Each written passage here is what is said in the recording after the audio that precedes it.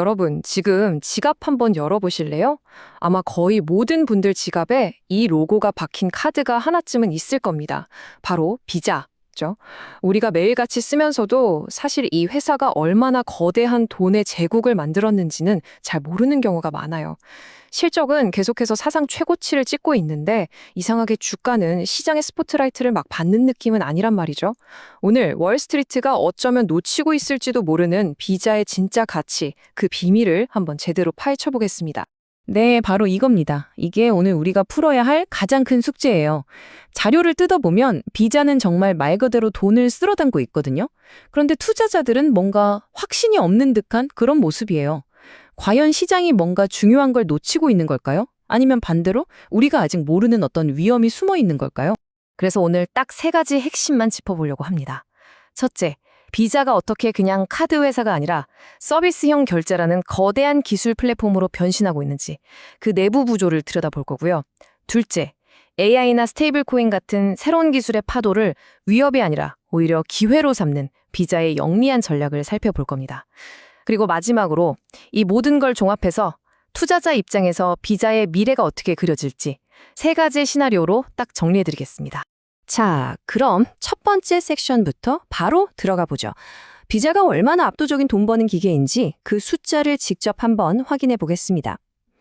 우리가 알던 신용카드 로고, 그 너머에 숨겨진 비자의 진짜 스케일을 볼 준비 되셨나요? 14조 달러? 와, 이게 숫자가 감이 오시나요? 우리 돈으로 환산하면 약 1경 9천조 원이 넘는 돈입니다. 이게 비자가 2025년 딱 한 해 동안 처리할 걸로 예상되는 결제 총액이에요. 대한민국 1년 전체 예산의 거의 30배에 달하는 정말 어마어마한 금액이죠. 전 세계 상거래의 피가 바로 이 비자라는 혈관을 통해서 흐르고 있다. 이렇게 보시면 됩니다. 금액만 어마어마한 게 아니에요. 처리하는 거래 건수는 무려 2,580억 건입니다. 이걸 1초 단위로 쪼개보면 1초에 약 8,200건의 결제가 지금 이 순간에도 비자망을 통해서 처리되고 있다는 계산이 나와요. 제가 이 말하는 몇 초 안에도 전 세계에서 수만 건의 결제가 일어나고 있는 거죠. 바로 이 숫자가 비자의 가장 강력한 무기, 네트워크 효과가 얼마나 막강한지 그냥 보여주는 겁니다. 근데 더 놀라운 건 뭔지 아세요? 이렇게 덩치가 큰데도 불구하고 성장세가 꺾이질 않는다는 거예요. 연간 순매출 성장률이 11%를 기록했거든요. 이미 거인도 이런 거인이 없는데 여전히 두 자릿수 성장을 하고 있다는 건 정말 대단한 거죠. 자, 그럼 당연히 이런 질문이 나오겠죠. 아니, 도대체 어떻게 이렇게 돈을 잘 버는 거야? 그 비밀의 열쇠가 바로 다음에 있습니다. 바로 서비스형 비자라는 개념입니다.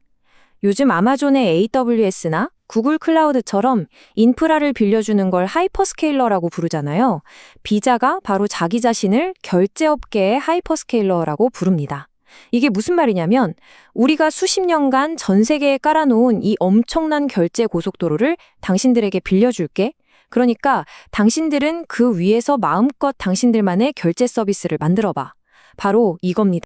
이 서비스형 비자는요. 마치 4층짜리 건물 같아요.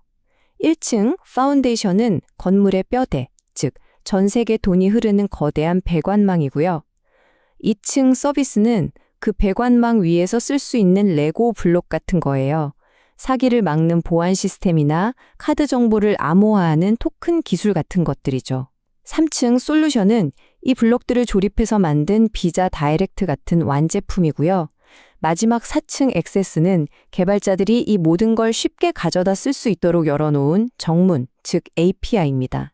이 구조의 핵심은 딱 하나예요. 비자는 더 이상 그냥 카드 회사가 아니라 누구나 결제 서비스를 만들 수 있는 거대한 기술 놀이터를 제공하는 플랫폼 기업이 됐다는 겁니다. 자, 비자가 이제 단순한 카드 회사가 아니라 거대한 기술 플랫폼으로 진화했다는 건 알겠습니다. 근데 이런 생각이 들잖아요. 요즘 뭐 핀테크다, 암호화폐다 해서 난리인데 과연 비자의 이 통행료 징수소가 영원할까? 이제 두 번째 섹션에서는 비자의 사업 모델이 과연 얼마나 튼튼한지 그 방어력을 한번 제대로 테스트해 보겠습니다. 맞습니다. 이게 바로 투자자들이 가장 걱정하는 부분이죠. 스테이블 코인 같은 새로운 디지털 화폐가 나오고 수많은 핀테크 기업들이 우리가 더 싸고 빠르게 송금해 줄게 하면서 계속 도전장을 내밀고 있잖아요. 이런 파괴적인 혁신 앞에서 과연 비자가 계속 버틸 수 있을까요? 아니면 그냥 구시대의 유물이 되어버릴까요? 이 표가 바로 그 질문에 대한 비자의 대답입니다. 진짜 비자가 영리한 게 뭐냐면요. 이런 위협들과 싸우려고 하는 게 아니라 그냥 다 자기 편으로 만들어버려요. 스테이블 코인이 위협이라고요? 그래? 그럼 우리가 아예 네 종류의 스테이블 코인을 우리 망에서 결제할 수 있게 해줄게. 이렇게 나오는 거죠. 이미 130개가 넘는 스테이블 코인 연계 카드가 나왔고요. 사기 범죄가 무섭다고요? AI 기술을 돌려서 25,000개나 되는 사기 가맹점을 찾아내서 문 닫게 만들었습니다. 클라나 같은 나중에 결제 서비스가 경쟁자라고요? 아예 그들을 위한 비자 플렉스라는 맞춤형 카드를 만들어주면서 파트너로 끌어안아 버립니다. 이게 바로 플랫폼의 무서움이죠. 그리고 이런 방어 전략의 가장 깊은 곳에는 토큰화라는 기술이 있어요. 이게 뭐냐면 우리가 쓰는 카드 번호 16자리를 그대로 쓰는 게 아니라 그때그때 암호화된 일회용 디지털 토큰으로 바꿔서 결제하는 방식이에요. 이게 왜 중요하냐면 해커가 이 토큰을 훔쳐봤자 아무 쓸모가 없거든요. 그냥 보안의 게임 체인저는 셈이죠. 지금 보세요. 1년도 안 돼서 발급된 토큰 수가 100억 개에서 160억 개로 늘어날 걸로 예상되는데 비자가 이 기술에 얼마나 진심인지 알 수 있는 대목입니다. 이런 자신감은 괜히 나오는 게 아닙니다. 비자 CEO가 직접 이렇게 말했거든요. 요즘 한창 뜨는 에이전트 커머스, 그러니까 AI 비서가 나 대신 쇼핑하고 결제하는 시대가 올 텐데 그 시대의 규칙과 표준을 이미 자기들이 만들고 이끌고 있다는 거예요. 과거에 이커머스와 모바일 커머스라는 두 번의 큰 파도를 주도했던 것처럼 AI가 이끌 세 번째 혁명의 파도에서도 우리가 리더가 될 거다, 이런 선언인 셈이죠. 자, 이제 드디어 마지막이자 가장 중요한 세 번째 섹션입니다. 지금까지 분석한 내용을 바탕으로 비자 앞에 펼쳐질 수 있는 세 가지 미래 시나리오를 그려보겠습니다. 과연 비자는 더 높이 날아오를까요? 아니면 주저앉게 될까요? 투자자라면 반드시 집중해서 보셔야 할 부분입니다. 가장 긍정적인 이른바 불 시나리오입니다. 서비스용 비자 전략이 그야말로 제박을 터뜨리는 미래죠. 전 세계 모든 금융회사와 핀테크 기업들이 비자의 플랫폼 위에서 서비스를 개발하는 그야말로 금융계의 아마존 웹 서비스가 되는 겁니다. AI 비서가 일으키는 거래, 스테이블 코인을 통한 해외 송금 같은 새로운 돈의 흐름을 모두 비자가 흡수하고 컨설팅 같은 고수익 부가 서비스 매출이 폭발적으로 늘어나는 그런 그림이죠. 물론 반대의 경우도 생각해봐야 합니다. 최악의 시나리오죠. 전 세계적으로 엄청난 경기 침체가 와서 사람들이 아예 지갑을 닫아버린다면 아무리 비자라도 타격을 피할 수 없겠죠. 혹은 각국 정부가 갑자기 강력한 규제로 비자의 사업 모드를 옥죄거나 우리가 지금 상상도 못했던 어떤 새로운 기술이 갑자기 튀어나와서 비자의 네트워크 자체를 무용지물로 만들어버리는 그런 시나리오도 완전히 배제할 수는 없습니다.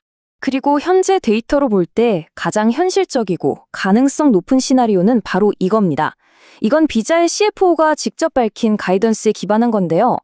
아주 특별한 경제 위기나 돌발 변수만 없다면 지금처럼 매년 10% 초반대에 꾸준한 매출과 이익 성장을 계속 이어가는 모습입니다.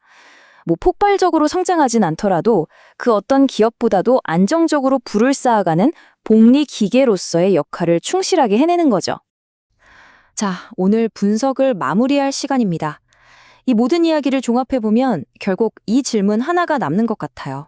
우리는 그동안 비자를 그냥 망하지 않을 안정적인 가치주, 우량주로만 생각하고 있었는데 어쩌면 사실은 AI와 플랫폼이라는 새로운 엔진을 달고 다시 한번 도약을 준비하는 숨겨진 성장주는 아닐까요?